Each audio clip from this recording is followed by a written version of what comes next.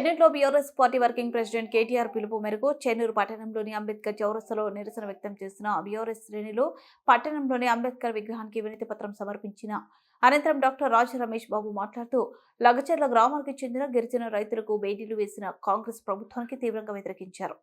ఈ కార్యక్రమంలో ప్రజా ప్రతినిధులు, కార్యకర్తలు, రైతుల యువ నాయకులు, సోషల్ మీడియా నాయకులు తదితరులు పాల్గొన్నారు.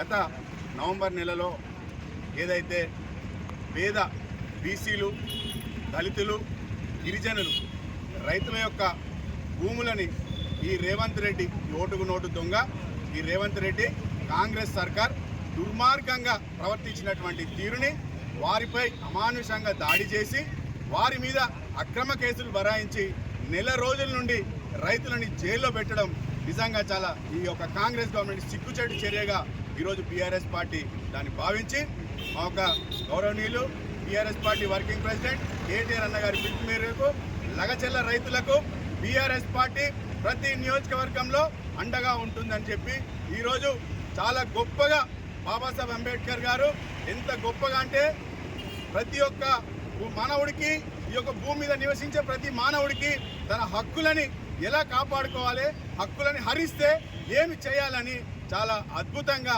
రాజ్యాంగంలో రాసిండు. ఆ రాజ్యాంగానికి ఈరోజు తూట్లు పొడుస్తూ ఈ కాంగ్రెస్ ప్రభుత్వం, ఈ రేవంత్ రెడ్డి ఓటుకు నోటు దొంగ ఉండి నిజంగా చాలా సిగ్గుచేటు. నేరుగా రేవంత్ రెడ్డి దొంగగా దొరికి ఈరోజు ఎటువంటి నేరం చేయని ఎమ్మెల్యే మన మహేందర్ అన్నని కూడా ఈరోజు ఆ కేసులో బనాయించి జైలు పాలు చేయడం నరేందర్ అన్నని నిజంగా సిగ్గుచేటని చెప్తా ఉన్నాను.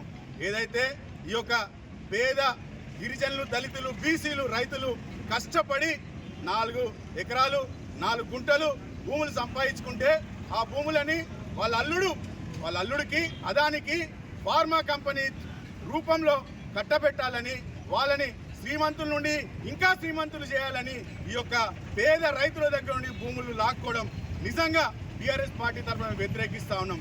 ఖచ్చితంగా వారి పక్షాన, రైతుల పక్షాన, రైతులకు ఎక్కడ అన్యాయం జరిగినా బీఆర్ఎస్ పార్టీ అండదండగా ఉంటుంది. ఏదైతే 1 ఎకరానికి ఈరోజు 10 లక్షల రూపాయలు ఇచ్చి భూములు లాక్కుంటా అంటే రైతులు అక్కడ ఉన్నటువంటి పరిస్థితులని, అక్కడ ఉన్నటువంటి ఎకరానికి 40 లక్షల పైసలకు పలుకుతుందని చెప్పి వారు ఆపుపోయారు. వాళ్ళు వినతి పత్రం ఇచ్చారు, అయ్యా మాకు తగిన రేటు ఇచ్చి మీరు భూమిని తీసుకోండి, మేము మీకు సహకరిస్తామని చెప్పారు. కానీ ఈ యొక్క రేవంత్ రెడ్డి అవగాహన ఉండి పేద రైతులు వాళ్ళు ఏం చేస్తారు అనే ఒక దురాలోచనతోని ఈరోజు ఆ రైతులని భూములు లాక్కునే ప్రయత్నం చేసిండ్రు. ఖచ్చితంగా రాజ్యాంగ పరంగా మనము ఆ ఒక రైతులను లాక్కున్న పక్షంలో రైతులు తిరగబడే అధికారం రాజ్యాంగం కల్పించింది. ఆ రైతులు తిరగబడ్డందుకు వారి పైన అర్ధరాత్రి ఊర్లోకి దొంగల లెక్క చొరబడి, ఈ పోలీసు వాళ్ళు దొంగల లెక్క చొరబడి ఇంకో ఓటుకు నోటు దొంగకి వత్తాసు పలుకుతూ అర్ధరాత్రి అమానుష రైతులని తీసుకెళ్లి ఈరోజు నిర్బంధించి జైల్లో పెట్టారు. అనేకమైన కేసులు పెట్టారు. రేవంత్ రెడ్డి కాంగ్రెస్ సర్కార్ని బీఆర్ఎస్ పార్టీ చెన్నూరు నియోజకవర్గం అడుగుతా ఉన్నాను. రైతులు ఏం తప్పు చేశారని అడుగుతా ఉన్నాను. వాళ్ళ భూములు మేము ఇయ్యము, మాకు వచ్చిన ధర కాదు, మేము చెప్పే ధర మాకు ఇవ్వండి అని మీకు సహకరిస్తామని చెప్తే తప్ప నేను అడుగుతా ఉన్నాను. రైతులు వాళ్ళ అమాయకులు, వాళ్ళు ఏమి చేసినా చెల్లుబాటు అవుతుందంటే రేవంత్ రెడ్డి ఖబర్దార్. బీఆర్ఎస్ పార్టీ రైతులకి అండగా ఉంటుంది. గులాబీ జెండా తెలంగాణ ప్రజలకు ఖచ్చితంగా వెన్నంటూ ఉంటుంది. తెలంగాణ ప్రజలు కేసీఆర్ గారికి, కేటీఆర్ గారికి ఏ పిలుపు ఇచ్చినా